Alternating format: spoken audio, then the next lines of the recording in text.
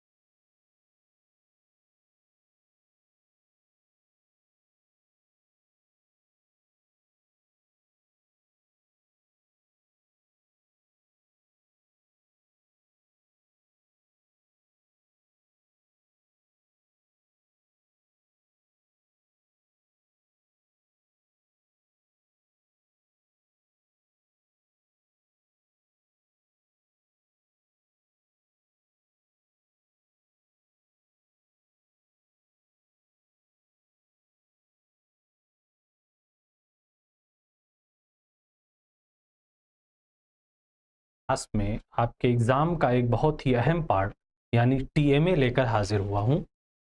आज की क्लास में आपके सामने ये जो सैंपल क्वेश्चंस मौजूद हैं इनके सॉल्यूशंस बताए जाएंगे और ये भी बताया जाएगा कि इन्हें हम कैसे सॉल्व करें, कितने अल्फाज में हमें इनके जवाबात लिखने हैं।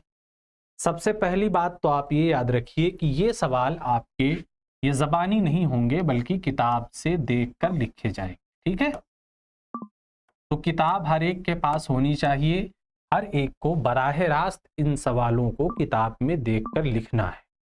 बस आपको काम इतना करना है कि अगर जवाब वहां आपका 20 से 25 लाइनों में लिखा हो और यहां आपसे मुतालबा ये किया गया हो कि आप 5 से 6 लाइन में इसका जवाब दीजिए, तो शॉर्ट में उसे पढ़ने के बाद आप अपने अल्फाज में उसका जवाब देंगे। ठीक है, और ये गलत नहीं है कि अगर आप कहीं पर किसी किताब की या किसी चैप्टर की इबारत को एज इट इज़ नकल कर दें।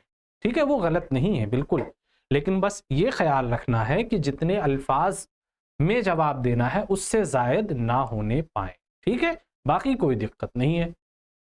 यहां पर आपको 6 सवाल बुनियादी सॉल्व करने। ठीक है, तमाम सवालात के जवाब एक जैसे नहीं हो, कुछ सवालों के जवाब आपको तफसील से देना है और कुछ के जवाब 6 से 7 लाइन 8 लाइन में ही प्रोवाइड करने हैं। अब उसके लिए आपको काम ये करना होगा कि हर सवाल के आगे ये जो नंबर दिए हुए हैं इन पर ख्याल रखना है। ठीक है, और सवाल लिखते वक्त ये जो हिदायत दी गई है इस पर भी नजर रखना है, कितने अल्फाज में हमें जवाब देना है। ठीक है, तो एक बात इन्होंने ऊपर ये लिखी है कि तमाम सवालात लाजमी हैं, हर सवाल के नंबर उसके सामने दर्ज है। इससे आपको ये गलतफहमी नहीं होनी चाहिए कि अगर किसी सवाल में, किसी एक सवाल में 2 ऑप्शन दिए गए हैं कि आप इनमें से किसी भी एक को सॉल्व कर सकते हैं, उसके बावजूद आप सारे के सारे सवाल सॉल्व करते चले जाएं।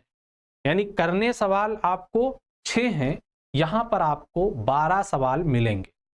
ठीक है, तो 12 आपको नहीं सॉल्व करना है, हर सेक्शन से करना है, लेकिन उनमें से किसी एक ही का जवाब देना है।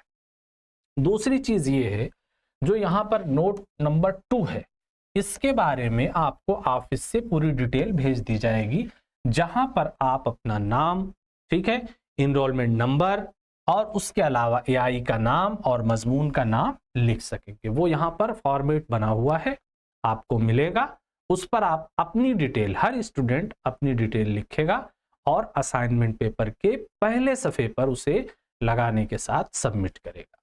ठीक है, तो ये काम आपका यहाँ से आसान हो जाएगा।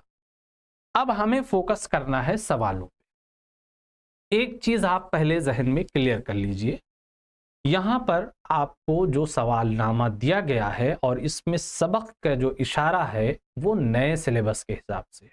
ठीक है, और नया सिलेबस जो है अभी आपको पीडीएफ की फॉर्मेट में भी नहीं मिला है।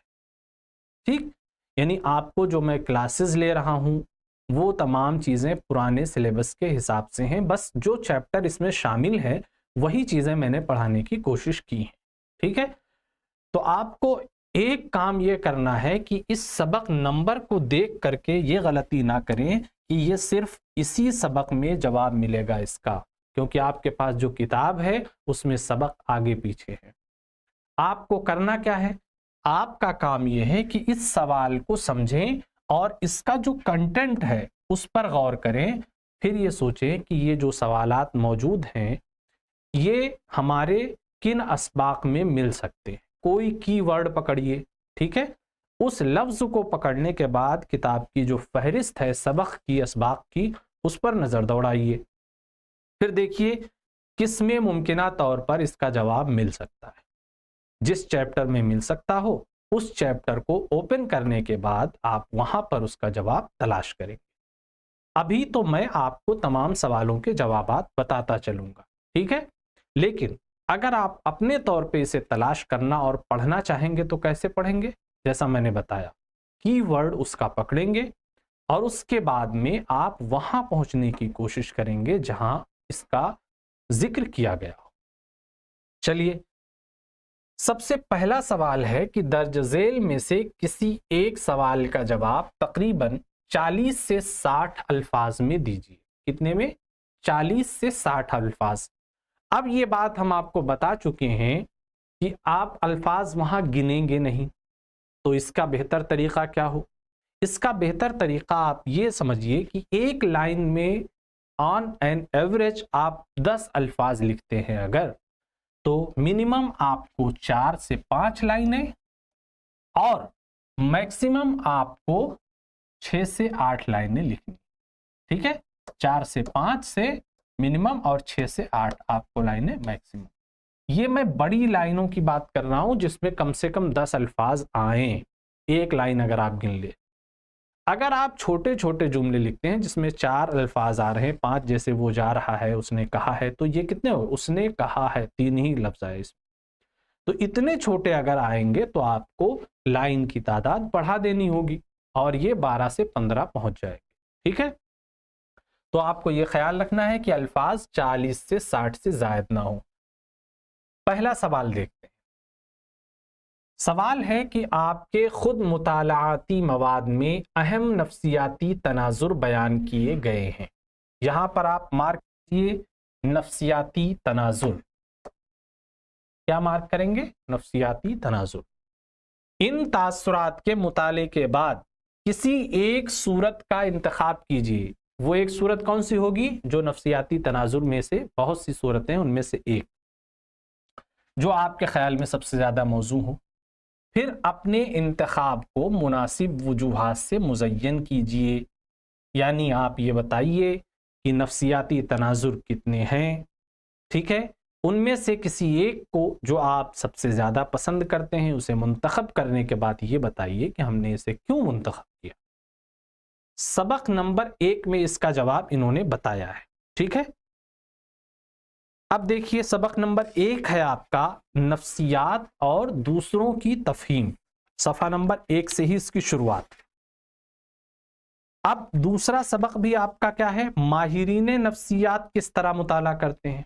यानी पॉसिबिलिटी आपकी ये हुई कि नफ्सियात के जो अहम अनासिर हैं वो दोनों में से कहीं भी मिल सकते, तो आप बकिया सबक छोड़ दीजिए, इन्हीं 2 पर आपको फोकस करना है। बस सिंपल से वो लफ्ज आपने पकड़ लिया तो यहां पर कैद कर लिया कि यही 2 में मिल सकती है। अब यहां पर आपको लाइन टू लाइन नहीं पढ़नी है, जो हेडिंग दी गई है उस पर नजर दौड़ाइए। जैसे पहली हेडिंग है नफ्सियात के मुताले की जरूरत, जाहिर सी बात है इसमें जवाब नहीं। दूसरा है नफ्सियात की माहियत, यह भी आपके सवाल का हिस्सा नहीं है। तीसरा है माहिरीन नफ्सियात के सरोकार क्या हैं। ठीक है, ये भी आपका जवाब इसमें नहीं मिलेगा। फिर आ जाता है मौजू की हैसियत से इल्म नफ्सियात की तरक्की, ये भी आपके सवाल का हिस्सा नहीं है। अहम नफ्सियाती तनाजुरात, देखिए आ गया, यानी आपके पुराने सिलेबस के हिसाब से भी पहले सबक में आपका जवाब पॉइंट नंबर 1.5 में मौजूद है, पेज नंबर 6, अहम नफ्सियाती तनाजुरात। ये मैं तरीका आपको बता रहा हूं कि कैसे आसानी से फाइंड आउट करना है। सपोज दैट आपको सिलेबस ना मिल पाया तो आप एग्जाम की कैसे तैयारी करेंगे, उसका भी यही तरीका है। लाइन टू लाइन आप नहीं पढ़ेंगे, पहले कीवर्ड